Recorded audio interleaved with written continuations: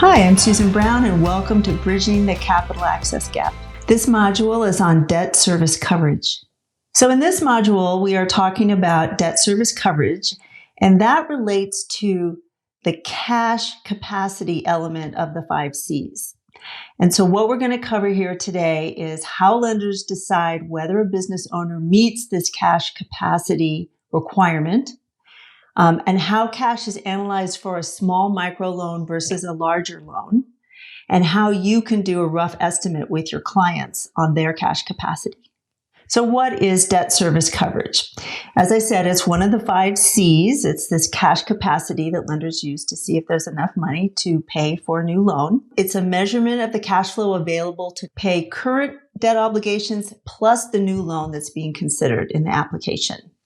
It's calculated as a ratio of cash to debt payments, and I'll show you how to do that in a minute. It's used by both mission-based and conventional lenders and banks, but they have different ways of doing it. There are many different ways of doing this, and so you'll get a couple of examples in this module, but you definitely want to go to your lenders in your region and get a little more information about how they approach this whole piece of cash capacity, because we want to make sure that it's a win-win for everybody, that the client gets the amount of capital they need, but also the amount they afford, and an amount that feels comfortable to the lenders. So let's talk for a minute about the difference between a small microloan and a larger small business loan that could be up to maybe $250,000. So on the microloan size, which is about $50,000 and less in most places, the question here is whether the borrower can pay back the loan. We're looking at using bank statements, perhaps, to determine the cash capacity of the borrower and a fairly short historical period. I have here a few months. It could be 4 months. It could be 8 or 12 months. But recent history, and often using bank statements, is one way that lenders determine cash capacity. And the other thing that happens in microloans is lenders will look at cash capacity combining the personal with the business and not just the business by itself. So they'll pool all the sources of funds together that are in the household, and from there do some of their analysis. Now, there isn't a strict dividing line as we hop over to the large loan, and you want to work with your lenders in your area to see when they might make this switch. But as loans get bigger, at some point, the question turns from whether the borrower can pay back the loan to whether the business can pay back the loan. They're going to be relying on business information more than household information. They might look at a longer history, 2 or 3 or 4 years of history, and they're going to rely on more what we call formal financial statements like profit and loss statements and balance sheets. It's not that bank statements won't come into it, but those P&Ls and balance sheets are going to be much more central to the analysis. So there's 2 things we need to know in calculating this debt service coverage. We want to know what the monthly or annual loan payments are going to be on the new loan, and then we turn over to the business and personal side and see how much cash is available to make this new loan payment. So let's jump in and look at a case study with a somewhat larger loan. So as I said, with the larger loans, we use financial statements. And in this case study, we're going to be using a profit and loss statement, a 2-year profit and loss statement. Since we're using a profit and loss statement, we look at the bottom line, which is the net income line. And what lenders do once they get to that net income line on a P&L is they will sometimes make adjustments. So lenders do different kinds of adjustments to the bottom line of a P&L statement. For example, depreciation is often seen as a non-cash expense, and they might add depreciation back in. If it's a very large loan and business is buying a building, they might add back in rent because it's going to be replaced with a new loan payment. I'm not going to go into all the details of the types of adjustments lenders might make. This is one of those questions I would suggest you talk to your local lenders about and see if you can find out how they adjust the bottom line, what their practice is. But just know that there's the net income, there's sometimes some adjustments, and that is the number that's used for this debt service coverage formula. And as you can see on this slide, what we do is we take the net income after all these adjustments, divided by the new debt service, and see if what we get is a ratio of 1.25 or higher. And so what that means is if the new loan payment is $100, you'd want to see net income of $125. And then you get at least at this ratio. With the P&L, we're going to do this analysis on the past couple of years. So let's go over to our spreadsheet and look at an example. But before I do that, I want to just go over how to amortize a loan, since some of you may not have done that before. So if you open up the handout that's called amortization for this module, you'll see a spreadsheet, an Excel spreadsheet, which is available to you to use and edit as you wish, with a loan in the upper left-hand corner. So just for our example, I've shown a loan of $5,000. The rate is 5%, and the term is 1 year or 12 months. Loans are amortized by pay period, and usually you make a payment every month. And as you can see there, it says that the payment is $428.04. And I'll go over that in a minute. But right below the structure of that loan, you see a table. The first column is the opening balance, which starts with our $5,000 loan amount. The second column shows the monthly payment. And in well-structured loans, usually you have a constant payment every month for the life of the loan. So it's $428. You see what happens when you make a payment, I'm sure many of you know that, is part of it is interest and part of it's principal. So in that very first payment, you see that of the $428, $21 goes to interest and the $407 goes to principal. That last column, the ending balance, is the $5,000 opening balance minus the $407 of principal paid that month, with an ending balance of $4,593. And the ending balance for month 1 becomes the opening balance of month 2. And then you go through the process again on month 2. And as you see here also, that as the loan goes on, the opening balance is lowered, right? You're paying off principal. So the interest owed on a decreasing balance is going to be less and less each month. Less and less of every $428 goes to interest, and more goes to principal, until you get down to the very last payment at 12 months and see that the loan is paid off. What you can do is, you see here over at the top again, I have the 3 options here. $5,000 at 12 months, 5%, $5,000 paid over 12 months at 3%, $5,000 paid over 24 months at 5%. So let's start with our first one, $5,000 at 12 months and 5%. So what you do is you click on the square where you want the answer to show up, and you go up under formulas under the menu bar on the Excel spreadsheet. So you go up to formulas and you click it, and one of the options is financial formulas. So you'll see financial formulas at the top of the Excel spreadsheet, and you click on the menu there and you get a drop-down list of a bunch of different options. And what you want to do is go down to, you see one that's called PMT, which is payment, PMT. And what this does is it calculates the payment for a loan on a constant payment and a constant interest rate. And that's our little, it gives you a little worksheet. What is the interest rate per period? So you would put in 0.05% divided by 12, because remember, you're making monthly payments on this loan, and you want the interest rate per month, not per year. So 0.05 divided by 12, and that will give you the monthly interest. Then this next box asks you for the number of payments for the loan. So if it's a 1-year loan, you'd put in 12. If it's a 2-year loan, you'd put in 24. You get the idea. It's the number of payments. So in this case, we're just saying 12 months. Present value means what is the loan amount. So you put in $5,000. Future value is 0. It means we're going to pay this off to nothing. We want to pay the whole $5,000 off. And then the last box says type. And I usually put 0 in there, which has the formula calculate the monthly payment based on paying the payment at the end of the period, the end of the month, which is, I think, what most lenders do. And then you just hit enter and you get $428.04. Now, it shows up as a negative number, and that just has to do with the math of the formula, but that's how you would calculate a monthly payment when working with your client and trying to say, what kind of loan payment can my client afford? We need to look at some loan amounts, interest rates, and terms to even start this analysis.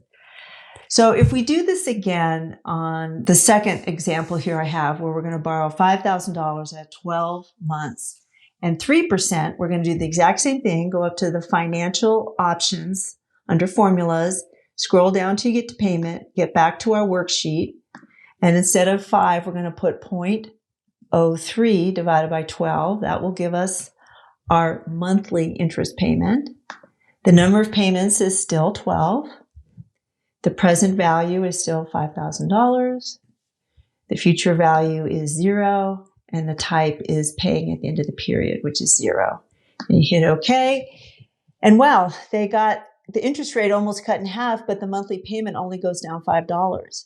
So that's an interesting thing to think about in terms of debt service coverage, because if you're really trying to help a client afford a loan, getting a break of $5 might not do the trick. It might not lower the monthly payment enough to make the deal work.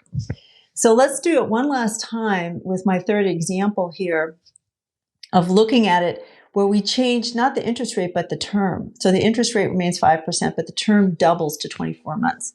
So again, go up to financial, get down to our payment formula worksheet, and our rate goes back up to 5% divided by 12. The total number of payments is going to be 24 this time. Present value 5,000, future value 0, type 0, hit OK, and boom, what do we get? We get a payment of $219. Now, of course, this will take 2 years to pay off instead of 1. The monthly payment has been cut in half. So if we're looking at debt service coverage, think of the difference between how much available cash needs to be shown by the business if they're making a $400 payment a month versus a $200 payment a month. So this is part of the calculation you can do with your clients in order to start this whole process of seeing how will they meet this cash capacity criteria for the 5 C's. Okay, so here now you're looking at the case study now that we know how to amortize and calculate loan payments. And in the upper left-hand corner, you see what our loan details are, that this is a $75,000 loan at 6% for 60 months, which is 5 years. And I went through the exact same process I just showed you on how to calculate the monthly loan payment. So it comes to $1,450. And because we're looking at annual profit and loss statements, I went ahead and multiplied that number by 12 and came up with $17,400. So the annual debt service for this deal would be $17,400. Now that we know what our debt service is, we want to hop over to the P&L and see, boy, is there enough cash in the business to cover it? So what I did, if you go over to the right here and you see the profit and loss statement, and you can see that this is 2 years, let's say 2019, 2020, completed years. And you can see that the business, if we're just looking at income, the business has grown a lot. It went from $75,000 in sales in the first year to $139,000 in the second year. It almost doubled. So I am not going to review all the expenses here, but what I really want to do is focus down on the bottom line. So if you go down to line 31 of this spreadsheet, you'll see that the net profit in the first year of this business was $8,500, and the net profit in the second year was $42,300. So a huge increase in net profit. Keep scrolling down and you'll see that there is this adjustments in debt service calculation here at the bottom. Lenders sometimes do adjustments to the bottom line, and I can't tell you exactly what adjustments the lenders in your area do, but just to give you an example, they might add back in depreciation as a non-cash expense. So as you can see that on line 34, I added back depreciation so that the adjusted cash available for repaying loan on line 35 has gone up to $9,000 in the first year and $45,000 in the second year. Then I brought in our annual debt service number, which is our $17,000 number that we calculated up at the top. And we want to do our basic formula, which is we take all the cash available and divide it by the annual debt service and see if we hit that 1.25 ratio that is the comfort level for most lenders. And you can see that on line 37. If we do the math, we see that in the first year, the ratio of 0.53 is under the ratio we're looking at. But in year 2, it's twice what we need. It's 2.5 instead of even just 1.2. So the business has grown so much that the coverage ratio knocks it out of the park in the second year. It depends on the lender. I think a lot of lenders would do this deal, especially if they believed that the company could at least duplicate its profitability in year 2. So now let's do the same thing, but with a microloan. So determining debt service coverage for microloans often looks different. First of all, instead of going back 2 or 3 years, a lender might just go back 3 to 6 to 12 months, something like that. And instead of using a profit and loss statement, they may well use bank statements. And in some cases where lenders are willing to use projections to determine cash capacity, they might ask you for a detailed projection and use that as part of their cash capacity analysis. So the way I'm going to demonstrate this today is using bank statements. And again, you need to work with your local lenders to see exactly how they do it, but we're going to look at an example with 3 or 4 months of bank statements to see if we can calculate this debt service capacity. When the business doesn't have sufficient capacity to make the debt service coverage ratio, what lenders often do for microloans is pull in the personal information. We'll pull in personal sources of income as well. But as you can see, the formula is exactly the same. Instead of looking at net income, though, we're going to look at the ending balance for the bank statement divided by the debt service of the loan and see if it's 1.25 or greater. So for our example in this module, I'm going to, as I said, show you some bank statements. But there's lots of ways to do what lenders call global cash analysis. So lenders might pull in all kinds of other information like the spouse's income, rental income, child support, Social Security, side jobs.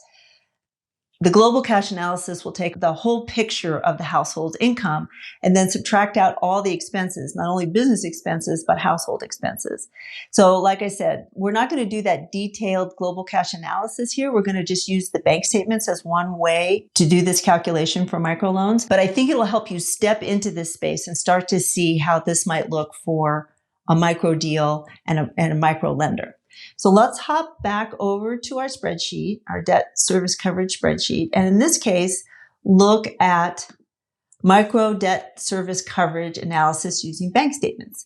So just like in our other example, in the upper left-hand corner, you see the loan details. We're doing a smaller loan. In this case, it's $15,000. Interest rate is 6%. The terms and number of months is 24, and the monthly payment is $665. And I calculated that exactly as I showed you on the amortization spreadsheet using the formulas in Excel. Now, we don't need to multiply this by 12 and look at the annual debt service because we're doing, in the case of a microloan, monthly analysis for our debt service coverage. But what I did include here on this spreadsheet is I multiplied 665 times 1.25 to kind of see what excess cash number we're looking for in order for a lender to think, there's enough cash in this household to make this new loan payment. And it's $831. So it's that loan payment plus the cushion is what we're looking for. So let's look over to the right on this spreadsheet and we'll look at example 1, which is a business bank statement with sufficient coverage to make the new loan payment. So as you can see here, I have the opening balance for 3 months, deposits for 3 months, withdrawals for 3 months, ending balance for 3 months, plus the average over the 3 months. And I did the formula just like I did in the last one, which is I took the ending bank balance divided by the monthly loan payment to see if we hit that ratio of 1.25. And lo and behold, in this case, we do. So if you are working with a client and this is what their bank statement looked like, great news. We make the cash capacity standard for the lender and we can go in and proceed with the rest of the loan package. But if you're working with a client, and let's move down the spreadsheet here and look at example 2, we are looking at a business bank statement with insufficient coverage. So I'm looking at line 19 in the spreadsheet. Exact same setup, opening balance, deposits, withdrawals, ending balance, but a lower ending balance. We apply the same formula and our ratio is under what we're looking for. It's more like 1.1, 0.68, 0.89. We don't have the debt service coverage we'd want. So if you had a client with this business bank account, you'd say, wow, either we need to come up with more ways to show we have additional cash capacity, or we have to change the amount of money you want to borrow because there isn't sufficient coverage here for our lender to approve you. But what if they added in their personal? So keep scrolling down on the spreadsheet and you get on line 29 to the personal bank statement for this example 2 borrower. And you can see that they have an ending balance there of 700, 650, and 600. I'm reading line 35.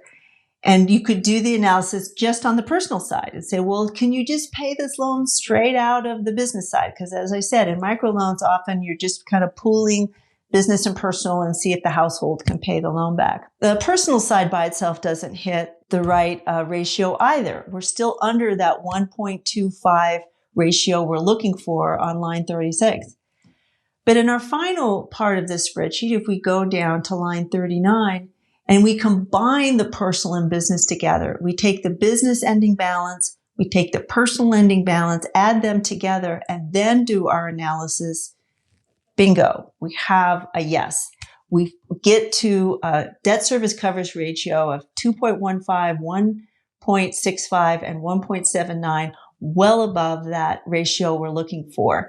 And this is the type of analysis a lot of micro lenders do, and they may approach it very differently than I showed you here, but you get the idea of how they're looking for coverage. And this is analysis you can do with your clients to see if they'll qualify and have sufficient cash capacity for a microloan. Doing this cash analysis, debt service coverage analysis with your clients is very enlightening, empowering, educational for your clients so that they understand how this part of the lending process works. It will also, of course, help them see if they're in the ballpark for the project they're trying to do right now. If after applying all these various strategies, it looks like they still aren't making that ratio that we're trying to help them make, that 1.25 ratio, you can go to Module 13 and get ideas about how to work with your client to improve their cash capacity. And again, as I always say, if you can talk to the lenders in your area and see how they go about this analysis, it will be very helpful because all lenders do this differently. So thanks for being with me on our module on debt service coverage, and I look forward to seeing you at our next module on quality applications.